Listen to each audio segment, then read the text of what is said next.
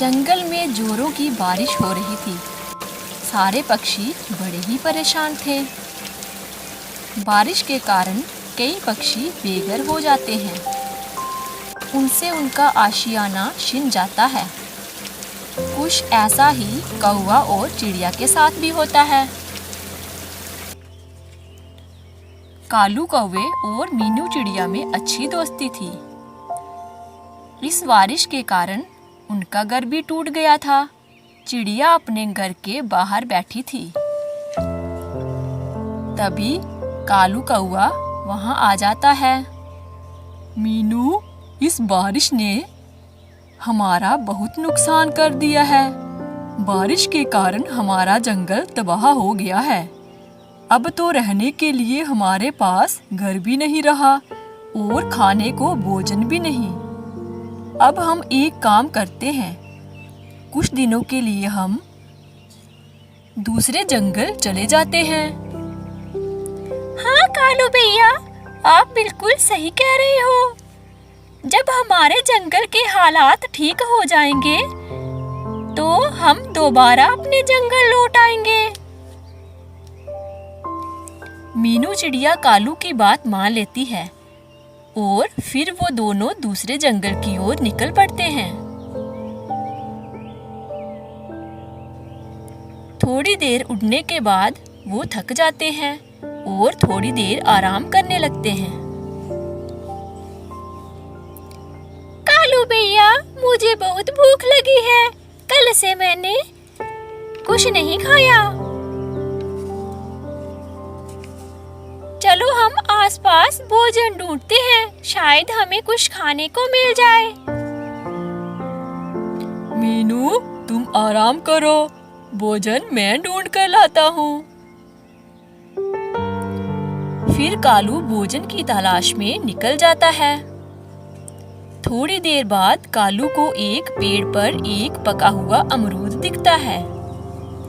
कालू उस पेड़ की तरफ जाता है। अरे, ये अमरूद कितना बड़ा है और पका हुआ भी। अगर मैं ये अमरूद चिड़िया के लिए लेकर गया तो चिड़िया ये सारा अमरूद ही खा लेगी।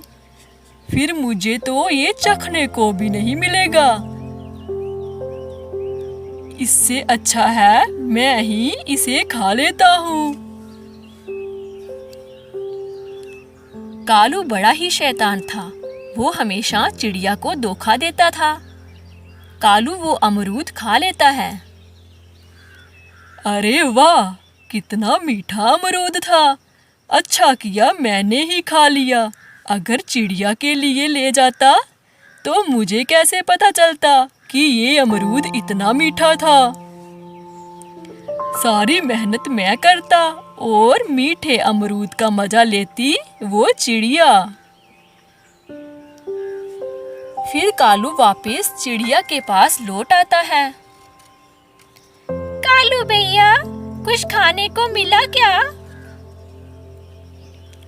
नहीं नहीं चिड़िया, मैंने सारा जंगल छान मारा पर मुझे कुछ भी नहीं मिला। कोई बात नहीं कालू भैया, अब हमें अपना बाकी का रास्ता तय करना होगा। हम रास्ते में कुछ खाने को ढूंढ लेंगे। फिर वो वहां से आगे की ओर बढ़ते हैं। उड़ते उड़ते कालू थक जाता है। चिड़िया चिड़िया, क्यों ना हम कुछ देर यहाँ आराम कर लें? हाँ कालू भैया, हमें उड़ते उड़ते काफी समय हो गया है। अब हम आराम कर लेते हैं। फिर वो दोनों एक पेड़ के नीचे आराम करने लगते हैं। मीनू कालू से कहती है, कालू भैया, आप आराम करें, मैं कुछ खाने को ढूंढ कर लाती हूँ। चिड़िया उड़ती है, उसे भूख लगी थी। थोड़ी देर बाद जमीन पर उसे 2 चने के दाने दिखते हैं। जी, चने के तो बस 2 ही दाने हैं। मुझे तो बहुत भूख लगी है। मैं एक काम करती हूँ, एक दाना मैं खा लेती हूँ और एक दाना कालू भैया के लिए ले जाती हूँ। फिर चिड़िया चने का एक दाना खा लेती है और एक दाना लेकर कालू के पास आ जाती है।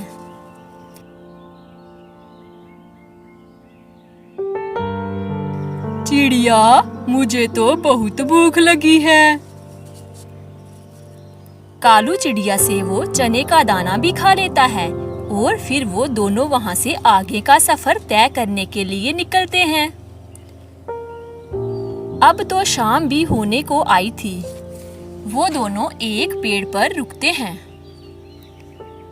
कालू भैया, प्यास के मारे तो मेरा गला सूख रहा है। चिड़िया, वो देखो, किसी पक्षी का घर दिख रहा है। मैं उससे पानी मांग कर लाता हूँ। फिर कालू उस घर की तरफ जाता है। वो देखता है अंदर तो एक चील बैठी है। पहले तो कालू डर जाता है, फिर हिम्मत जुटाकर कालू उस चील के पास जाता है। चील दी, मेरी दोस्त प्यासी है, उसे प्यास लगी है। क्या मुझे थोड़ा पानी मिलेगा?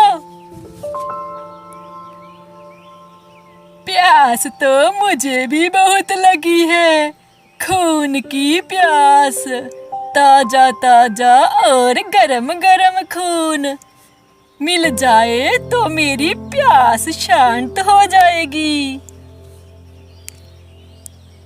चिड़िया घर के बाहर से उनकी सारी बातें सुन रही थी।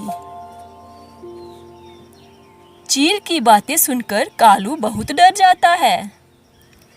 चील दी, आप मुझे छोड़ दें, जाने दें।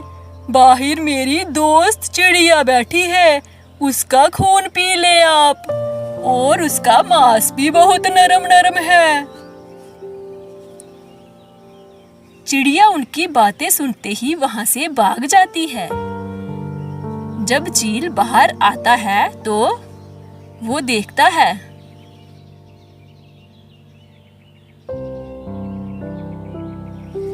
अरे झूठे कौवे, कहाँ है तेरी दोस्त चिड़िया?